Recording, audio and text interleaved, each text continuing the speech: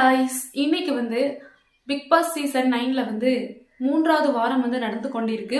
இந்த மூணாவது வாரத்துல யார் வெளியே போவாங்க அப்படின்னு சொல்லி நம்ம எதிர்பார்த்தோம்னா ஆதிரை தான் கன்ஃபார்மா வெளியே போவாங்கன்னு சொல்லி அறிவிப்பும் வந்திருக்கு.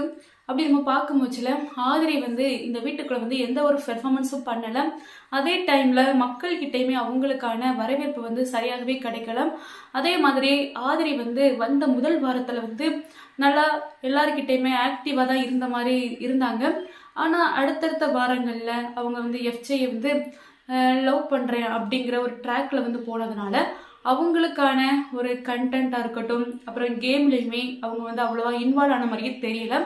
அதே மாதிரி அவங்களுக்கான நெகட்டிவிட்டியுமே எஃப்ஜே அப்படின்னு சொல்லி இவங்க ரெண்டு பேராலையும், அதாவது எஃப்ஜே அதுக்கு பிறகு ஆதிரை, இவங்க ரெண்டு பேரும் சேர்ந்தாலே அவங்களுக்கு எதிர்ப்பாதான் ஃபுல்லாவே இருந்துச்சு.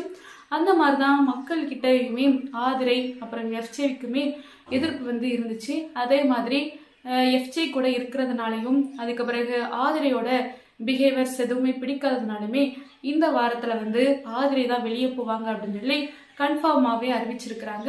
அதனால இந்த வாரத்துல ஆதிரை தான் கன்ஃபார்மா வெளியே போறாங்க. ஆதிரை வெளியே போறது உங்களுக்கு சூப்பரா இனிமே பிக் பாஸ் இருக்குமா இல்லையா அப்படின்னு சொல்லி உங்களோட கருத்துக்களை கமெண்ட்ல சொல்லுங்க. தேங்க்யூ.